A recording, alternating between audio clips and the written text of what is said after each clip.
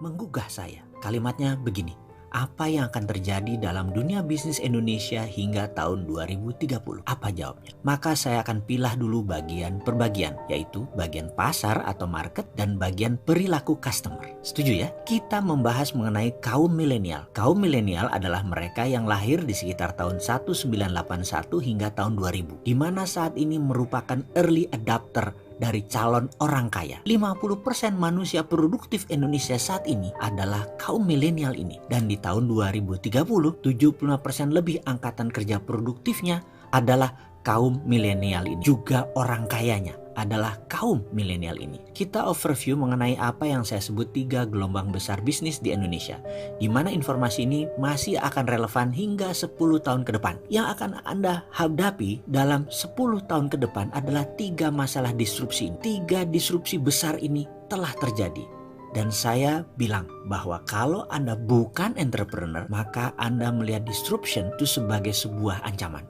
Tapi kalau Anda entrepreneur, maka inilah masa di mana kita menyebutnya the whole new world of business. Dunia baru dalam bidang bisnis. Saat ini ada peluang jutaan banyaknya. Walaupun di sisi lain ada jutaan pekerjaan tutup, ribuan bisnis baru tumbuh dan ribuan bisnis lama juga mati. Itu disruption yang baru. Apa yang di disruption saat ini? Misalnya Matahari dan Ramayana dibunuh sama Bukalapak dan Tokopedia. Travel agent dibunuh sama Traveloka. Tapi di balik itu sahabat, ada jutaan peluang yang tumbuh baru juga. Jadi kalau ada yang mati, pasti ada yang lahir baru. Anda mau bagian yang mana? Ikut bagian yang mati atau ikut bagian yang lahir? Ketika ada 50 produk bisnis industri yang dibunuh oleh milenial, maka kalau ada yang mati, sekali lagi pasti ada yang lahir. Kalau Traveloka itu bagian dari yang lahir karena muncul yang namanya online travel agent. Tapi efeknya banyak travel agent offline yang mati karena bisnis model mereka sudah tidak relevan. Kedepan saya akan ceritakan mengenai 3 disruption yang sekarang mulai banyak orang ketakutan luar biasa. 3 big giant wave di Indonesia yang mendisrupsi pasar dan mendisrupsi perilaku konsumen. Terutama perusahaan-perusahaan kayak Indofood, Astra, Mayora, Kalbe Farma yang besar-besar itu shock sekarang. Karena tiba-tiba muncul pemain yang sama sekali tidak dikenal. Tiba-tiba muncul, tiba-tiba merusak semuanya. Gojek misalnya baru 9 tahun. Ada yang tahu berapa market value-nya? Lebih dari 10 billion dolar. Kalau dirupiahkan berapa? 150 triliun. Itu uang semua, nggak ada kertasnya. Garuda, Anda tahu berapa market valuation-nya? Nggak nyampe 40 triliun. Yang satu 9 tahun, yang satu 40 tahun, bayangkan. Dan yang 40 tahun itu merangkaknya pelan-pelan. Sampai sekarang nggak nyampe tuh angka 100 triliun. Yang satu lagi eksponensial dalam 9 tahun melejit hingga lebih dari 150 triliun. Jadi perusahaan milenial itu seperti tidak ada asetnya. Sahabat, jangan bangga Anda kerja seperti di Astra, di Indofood karena pegawainya ribuan, karena gedungnya di Tamrin atau Sudirman. Sekarang anak-anak milenial nggak bangga kerja di perusahaan begituan karena mereka bangganya kerja di perusahaan yang digital. Misalnya Gojek itu menjadi inceran banyak orang. Padahal Gojek asetnya apa? Gojek nggak punya aset. Motor nggak punya, mobil nggak punya, Gojek nggak bayar BPJS, nggak bayar gaji supir ojek. Intinya aset Gojek kecil. Karena itu bisnis mereka bisa besar karena asetnya kecil. Ini aneh dengan bisnis yang zaman dulu. Asetnya besar-besar gitu ya, dan hutangnya besar. Ini tidak. Sekali lagi, di sisi lain, Netflix itu pegawainya cuma 6.000 orang. Valuationnya lebih dari 160 triliun. Kantor aja nggak punya. Jadi omsetnya luar biasa walaupun asetnya kecil. Karena itulah kunci bisnis digital, asetnya kecil. Lalu diskusi apa yang kita akan seriuskan? Kita akan diskusikan pertama tentang millennial disruption. Kenapa millennial disruption? Karena cirinya sama, yaitu membunuh yang telah eksis lama. Contoh, musik rock. Sekarang saya tanya, ada nggak grup musik rock yang digawangi oleh kaum milenial? Ada nggak? Dulu ada Guns N' Roses, ada Scorpion, ada Dream Theater. Kenapa? Karena musik rock tidak disukai oleh milenial. Milenial sukanya musik apa? Musik hip hop. Ada 50 produk bisnis industri yang dibunuh milenial. Dan itu bukan kata-kata saya, tapi itu kata-kata riset. Semua ada risetnya. Jadi riset yang mengatakan musik rock dibunuh oleh milenial. Sahabat, sejak 2017 untuk pertama kalinya album musik rock dilampaui oleh album musik hip hop. Jadi ada satu yang nyungsep pelan-pelan, ada satu yang naik. Pertanyaan pengingat, Anda mau yang nyungsep atau ikut naik? Misalnya lain lagi, Grup lawak itu dibunuh sama milenial. Sri Mulat sudah nggak ada. Dulu ada Jayakarta Group, hilang semua, dibunuh sama milenial. Karena milenial nggak suka dengan grup lawak. Sukanya apa?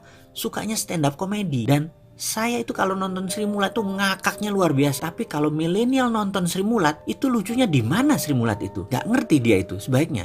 Kalau saya lihat stand up comedian, itu lucunya di mana? Tapi milenial itu bilangnya lucunya minta ampun. Jadi dua generasi ini berubah luar biasa. Dan cita rasa humor juga bergeser. Kecintaan terhadap musik juga bergeser. Lalu apalagi yang bergeser dan bagaimana menyikapinya? Kita diskusi lebih lanjut tentang digital disruption. Semua hal nanti akan digantikan oleh robot.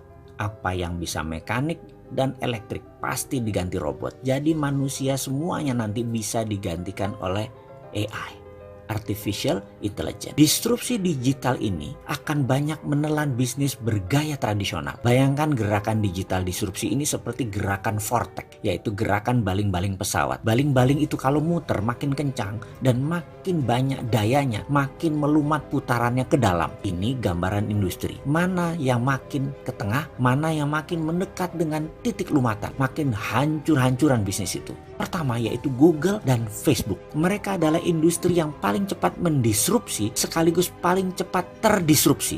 Dalam 10 tahun ke depan akan terjadi perubahan dalam dunia sosial media dan dunia search engine, di mana mungkin saja tetap Google yang memimpin, namun sudah bergeser jauh kefungsiannya dari saat ini.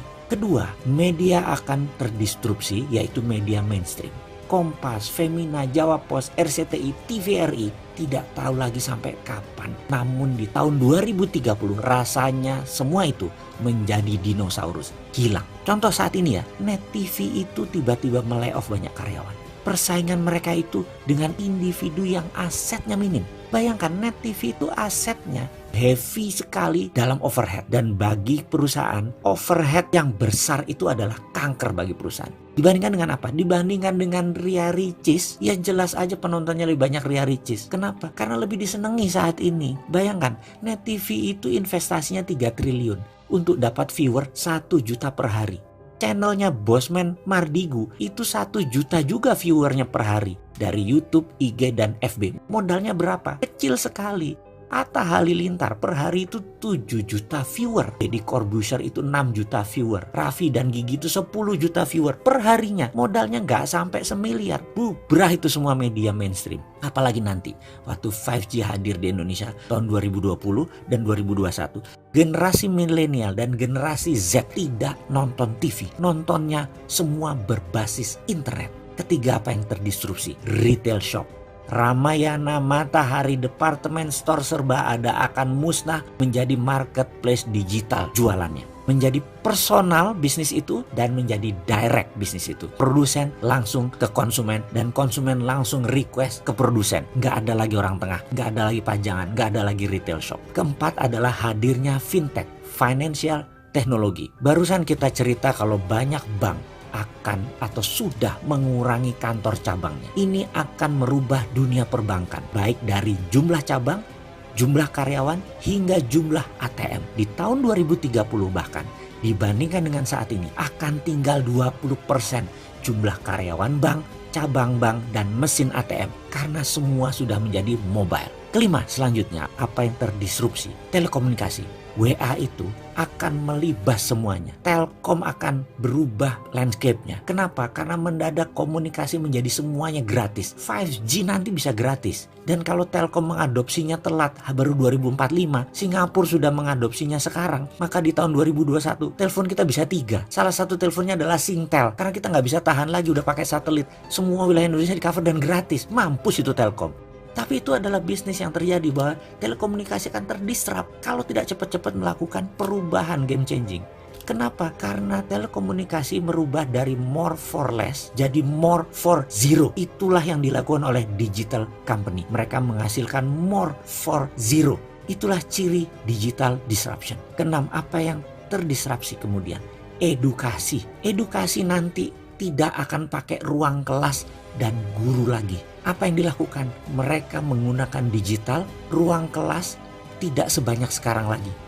kampus dan sekolahan itu tinggal separuh kebutuhan ruang kelasnya karena semua digital. Guru dan dosen tinggal separuh dibandingkan saat ini. Karena itu akan terjadi disrupsi gila-gilaan di bidang edukasi. Dan ini akan membuat shock. Kuncinya sekali lagi, dalam digital disruption, cirinya adalah kita menghasilkan layanan yang more for less. Jadi produknya 10 kali lebih bagus dari yang existing. Tapi 10 kali lebih murah dari produk yang existing juga. Kalau itu sampai terjadi, maka industri akan digoncang oleh layanan more for less dan more for zero.